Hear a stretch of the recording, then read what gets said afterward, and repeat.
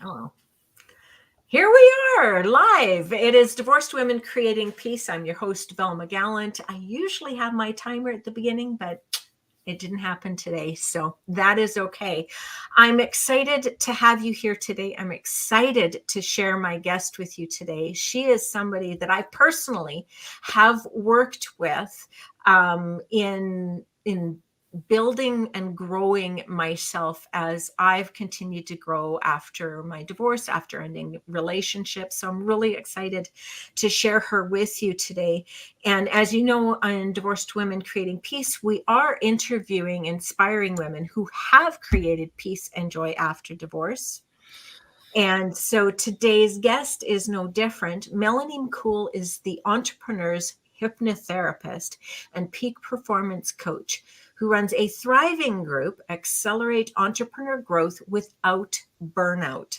With more than 20 years experience as an entrepreneur, she combines the neuroscience of success, money mindset, sales confidence training, hypnosis, and NLP to quickly remove subconscious blocks and end the cycle of procrastination and self-sabotage. Her mission? To facilitate your breakthrough so you can reach your highest potential. Welcome to the show, Melanie. Thank you so much. And you did that so beautifully. Thank you. I feel like a star. Thank you. I really am excited to share you because I have had the blessing of being able to work with you. And actually, if I'm being completely transparent, I was working with you as I was starting to transition out of another not healthy relationship. So, you know, again, I know a bit of your story, and so I'm super excited to share you with the audience here. So I'm going to ask the first question. What was your most valuable lesson from your divorce, and what made that so valuable for you? Well, I think the lesson that came through loud and clear was actually already coming up for me. And it's how I gained the strength and the courage to get the divorce in the first place. And that was that I will no longer compromise myself, my happiness, my well-being, what I love to do, who I am in the world, where I like to go, what I think is funny, what I want to eat, anything. Zero compromise was really what, it can. And I hadn't realized how over the years I had just suppressed more and more of me until I realized. And then I was just like, I woke up. I was like, wait a minute, where's Melanie? So much so, Velma, that after I divorced and I started being me, my kids were like, who are you? I'm like, this is me. This is the real me. So no compromise it's one of the things that I realized, and it was also the area of the most growth for me in the years after my divorce, was just allowing more and more to see more of it, to realize how difficult it was to even reclaim those parts of me. Some of them took years, and I knew what they were. I could spell them out, and I said, I'm going to do more of this and this and this. And some of them, it took years. But that is the work. It's the only work that was of importance to me, is to regain self. And then to also see in the future that if I feel even a little bit that I'm kind of starting to go in that suppression mode of anything, that I'm not in the right place. And the people that are going to love me and then should be around me, they're going to love me as fully me as I am. And I could feel that in different situations. And I could feel myself thinking, ooh, maybe I shouldn't be like, and I'd be like, no, just like that. So yeah, it's pretty massive. And it's really, the work's still going on. Trust me. When you've taken 20 years of your life and you haven't been you, there might be parts of you that never got to emerge. So who knows who I'll be next year. I reserve the right to change. I love that. I love that. And I deeply recognize what you're sharing here, like the strength and courage to get the divorce. Yes. I recognize that. No longer willing to compromise self. I so recognize that. Reclaiming and regaining yourself. Again, these are things that I recognize. And I think that's one of the most important things about creating this platform is I want women to recognize themselves in what we end up sharing here today. Yeah. I want them to recognize it. I want them to understand that even though their experience is so individual and it is very personal, that they're not alone. That even though it's a very personal experience, there is someone out there who's experienced something similar enough for them to know they're not alone. Yeah. Yeah. And if anything, if we could like let women know that they really are incredibly intelligent and strong and beautiful and smart and all of those things. Mm. And coming out of a divorce and living with what you might have live with for all that time doesn't diminish any of that. You are that. You always have been that. I think that's like when I talk to women who feel like, oh my gosh, I can't believe I've been dealing with this all this time. And it's like, you know what? We've been there. We've been there. It doesn't make you and I any less strong, beautiful, powerful, lovable, who we are just because we dealt with whatever the heck for so long. Yeah. Right. So out of curiosity, did your divorce and that experience guide you into where you are now, or were you working in the area of entrepreneurship and the neuroscience and the hypnotherapy and all of that at that point? Fantastic question, because I've been an entrepreneur since 2000 because I had my daughter and I wanted to be her mom. So I got into entrepreneurship, that long ago. But what I would say is that it was a combo, because as an entrepreneur in sales and marketing, there's personal development, and the two, they go hand in hand. You can't have one without the other. I call it professional development and personal development. And without the two, if you haven't been doing both, we're not really having the same conversation. So that stuff was being weaved into my knowledge. But I will also say that because of the experience of where I was always trying to fix myself. As if I could get better, I could figure out why things were so bad. So part of it, I would say, a lot of what I did was literally because I was so damn unhappy that I kept diving back in to figure out what was going on. I didn't know until I knew that it wasn't me. And actually, you may or may not know this story, but that was when I went and I said, I'm going to become a hypnotherapist. And he looked at me and he said, I guess we're getting a divorce. I was like, that is the craziest answer. I never would have imagined that in a million years, but I was like, okay. So that's how little support you have for I'm literally in tears. I'm going to be a hypnotherapist because this is life-changing for me. And he's like, really? I'm like, okay. So much so that when I went for the, week-long thing, and I got my certification in my maiden name. Wow. That is so interesting that. And I was walking around New York City for the first time in however long going, oh my God, I'm a single woman.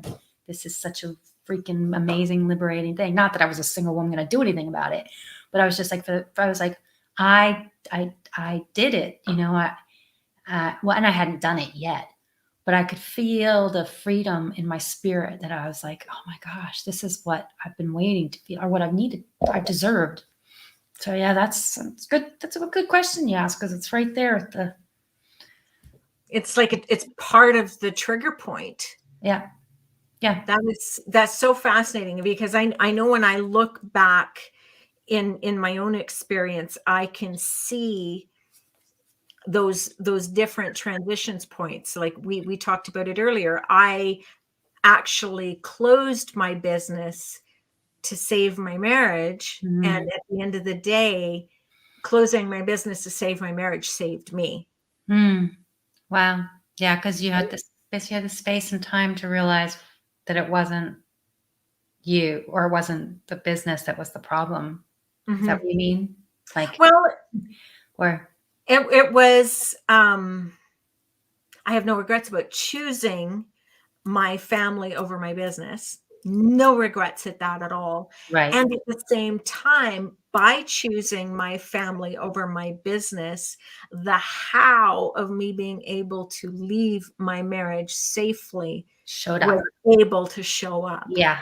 It Beautiful. was, Absolutely beautiful. Yeah. I couldn't have planned it any better. Mhm. But that's, I think that points to, and same within your story about how our our path, our freedom, our growth, all of those things are there and are being created and presented to us even when we're not conscious of it. Yeah. Right. Yeah. And I ended up really, really ill as a result of all the stress too. That's how I found hypnotherapy. So there Mm, was no amount of stuff that I was doing that was actually getting the stress lower in my life. And I turned to, I would overwork literally to turning for some sort of, satisfaction, not satisfaction, even some certainty in my business. So I turned away from what I didn't want to deal with and dove into work so hard that I basically crashed and burned. And that's why I found hypnotherapy. So yeah, these things, they kind of like, you don't know, but all I do know is that it's been a beautiful upward spiral since then. mhm. Yeah. I love that. Yeah, it has been a beautiful upward spiral, and I love how you talked about the different experiences weaving into the knowledge that you bring to the table now with the clients that you work with now. Because what I'm hearing is I mean, when we look at the work that you're doing, accelerate entrepreneur growth without burnout. You just finished talking about burnout. So how your past is weaved into what you bring to the table for your clients is Yeah. beautiful. Yeah, because I was actually I had to find my way back to work, because you said that you have to have your way to safely leave, right? To have, and I was afraid to work literally, because burnout, it took me out physically, not just mentally, but it took me out physically.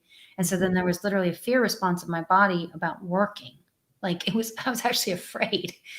And so the same hypnotherapy that had started to get me to feel better, like physically, was then necessary to work the mindset to know that I would never do that to myself again. And that's what allowed me to really create the financial freedom that I knew it was as not that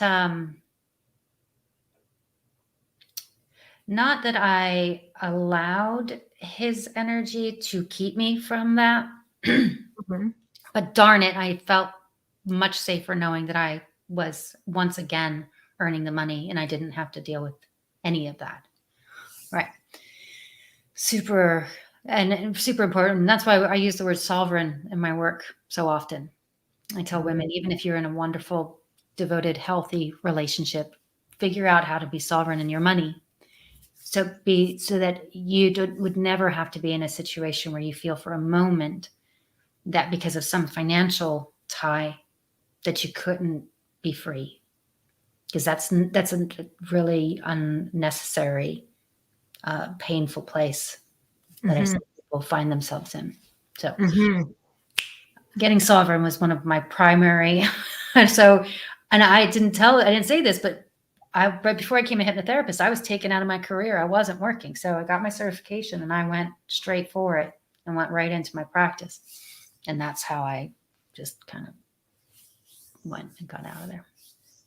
Right. And that makes a lot of sense to me, because as I had shared, closing my business, because I mean, while I had income at that time, my son is small, and so I chose to be putting a lot of attention into my family at that point. And so I didn't have the income that I could have left the marriage at that point. And I didn't want to. I wasn't ready. I wasn't in that place yet.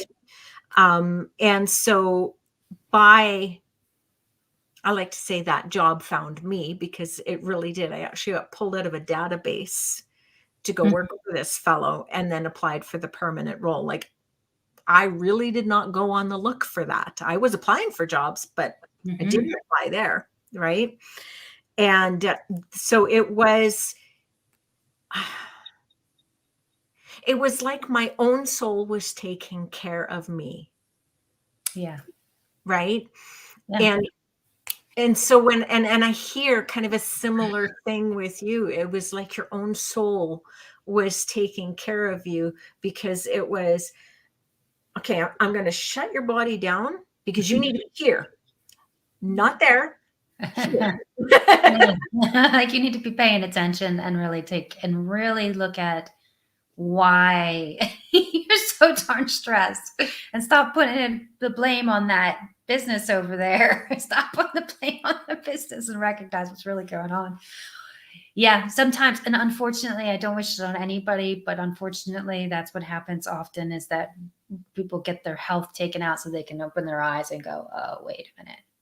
And how are the people around you taking care of you or not when you're sick too? They're unfortunately, these big eye-opening things happen, and our bodies will tell us when we should be honoring our own defense mechanisms, survival instincts and defense mechanisms that we tend to tell to get quieter and quieter the longer we're staying. Yeah. Well, and it's well, I mean, honestly, if we're not listening to ourselves, that soul will turn up the volume on it. Hello. There's nothing wrong with you. Go be happy. And I love too how for both of us, and how our experiences have moved us closer and closer into what our purposes are. I mean, like I said, I've worked with you directly, and I know the value that you bring to the table with respect to the people that you are supporting, that you're teaching them about their sovereignty. You're teaching them about their money mindset, and about that neuroscience, right? The how we're actually wired, and using our wiring in a beautiful and effective way. Yeah. And I, the whole, like, would I be here working in this field with I love it, with working so deeply with people, if it hadn't been so hard all that time. I don't know. I might have continued in sales and marketing, and I'd still be helping people. And that was always my goal, is like to help people be free from the past, but I didn't have the tools. I didn't get the tools, which I needed. I realized I needed the tools to be free of my past. Right. And you know what else? I think I want to stay, because I just have this, if anybody's watching who's not quite divorced yet and wants to find peace, like, is it really possible for me to find, I'm not divorced yet. I would say I also was really darn surprised, and in kind of like a, oh my gosh way, of how easy it was. I had made it so, in my mind, I had made the whole thing so big and so hard. And it was so much easier than I thought. And I know that's not everybody's experience, but I promise you it's easier on the other side of it, however it works out. It's much easier on the other side than to stay, which is something that our brain tends to like tell us, oh, just wait till they're 18, or, whatever the heck those things are that the mind says, right? Mostly, I think for a lot of women, it's wait till they're 18. Right? Yeah, Because, and that's yeah, one of those things that the choice is very individual. of course, Very, done. very individual. No way. I when I look back, I can see that where I ended up is exactly where I was going to end up. I saw those signs much earlier. Yeah. What I wanted though was, I mean, there was belief work that I was doing for myself. For one, I wanted to be able to walk away knowing that I did everything that I possibly could, Mm-hmm. because that had me stay within my values. And that was really important to me. And at the same time, the beliefs that came to the surface were amazing. Like one of the ones that I bumped into, and I never caught this one until after I'd actually left the marriage. And that was, if I didn't fix this marriage, then I was a failure. Right. Yes. Right. Yes. And it's a big lie. It's Totally. an absolutely huge lie.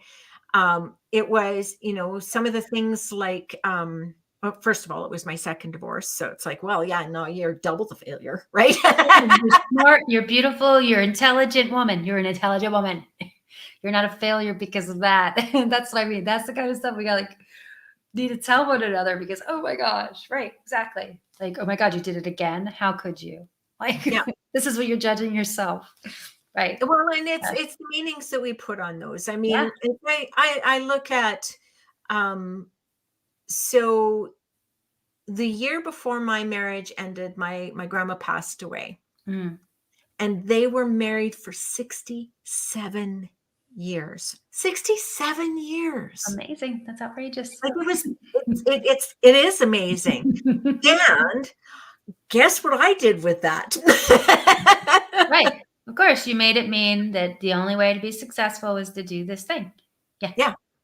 Yeah.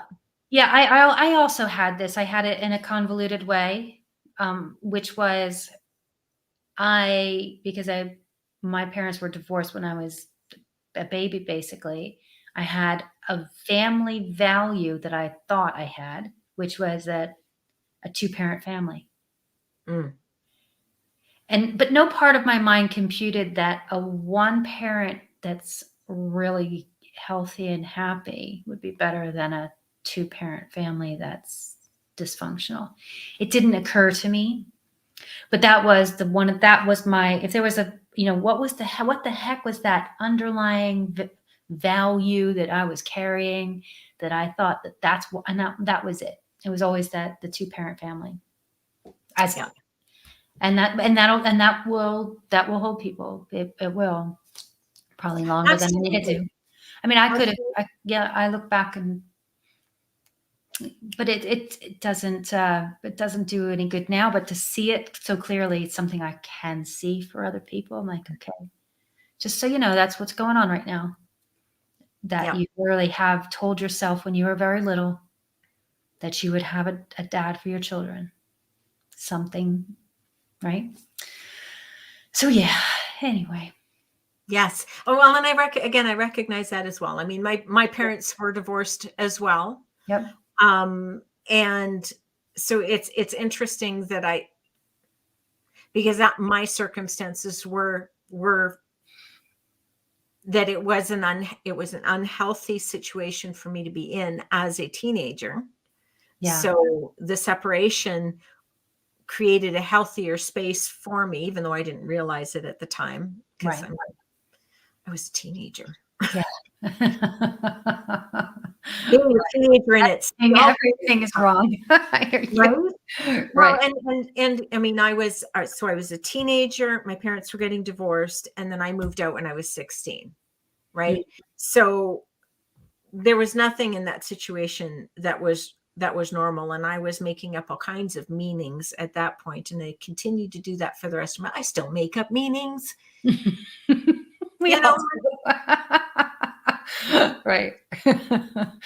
Yeah. So, and at the same time, um, like you, there was somewhere in my soul that was bringing me down the path to create the different healings, to create the different opportunities, to create the different observations, right? Yeah. Like I look at, the name of your program, Accelerate Entrepreneur Growth Without Burnout. And then I listen to your story and I'm like, you're the perfect person Yeah. to be able to do that and to be able to share that in people's lives. And like I said, I mean, I've worked with you directly, so I understand the impact that you bring to the table with respect to this. So, And you probably recognize the no compromise part from the work we did together too. How do we work to reclaim ourselves? Even for not for even if they haven't been divorced, how do women reclaim themselves when they may have given it away to work or to their kids or to their being parents to their parents, or you know what I mean? All of that, and just reclaiming who we are and what so many of us show up at some point and go, wait a minute. Where am I? Who am I? What do I like to do? I don't even know. So yeah, it's well, and that was the beauty of it, because I mean, you showed up at a time in my life where I was starting to compromise myself. Yeah. Right. Because I shared what I was going through at that point. Yeah. So working with you, so my soul connected me. And I truly believe this. And it was uncomfortable and it was awful. And you were like, oh no, but to be able to see it, we can't see what we can't see. I can't even tell you like that sometimes it feels really just like divine kismet that the things that we need to know land right there in our face. Like, hey, I've been knocking at your door. You haven't heard me knocking. I rang your doorbell. So I'm going to just drive through the front door. Here's your sign. That's how we feel very often about life. And so glad to be that. Let me drive it right up to your door. A sign. Well, and it was, and I'll be frank with everybody out there. I started working with you because I was heading into my entrepreneurial journey again. Yeah. And so while I connected with you because of my entrepreneurial spirit, which is at the essence of who I am, what you triggered for me was that reclaiming of myself, that regaining of myself, to use some of the words that you've shared today, and to stop compromising myself. And after that work with you was actually where I started moving into some of the certifications that were important for me to begin creating what I'm creating here. So it's just, I love watching how when you look at the map, like you have a map of the area you live in and all the little dots of the journeys that you've taken and the little roads and stuff like that. Yep. I'm enjoying looking back at all of these things and seeing that journey that I've brought myself on, or that divine has brought me on. Yes, totally. Right. And it's been super fascinating and lovely. And I think that's one of the things that I'm really excited that we've touched on that, because how many of these ladies that listen to this show after the fact, what are they going to notice about their journey that they didn't notice when they were in the midst of it? Right. Like, wow. Wow. And that story's worth telling. Yeah. Absolutely. They are going to have a beautiful story to tell. Yes. I'm grateful for the story that I have to share. And there's aspects of my story that are going to be coming out over the years as I continue to grow. And that's the way it is. That's we kind of expand into the beauty of who we really are. Yes. So right. Well, Melanie, I am so grateful that you shared yourself with me in my own personal journey, and have allowed me to share you with the people who are ending up connecting with this show. I'm super grateful for your time, and for your energy and for your love. Thank you so much, Velma. I have thoroughly enjoyed this. This blew by. So thank you. Thank you. Thank you. Bless all of your listeners. And thank you for being here and sharing your time with us, whether it has been live or you're listening to this after the fact. Please come over to Divorced Women Creating Peace, our Facebook group. We want to have you there. It is a safe and loving place for you to be. I want you to register for my next event. There is another one coming up in January, retreat.divorcedwomencreatingpeace.com.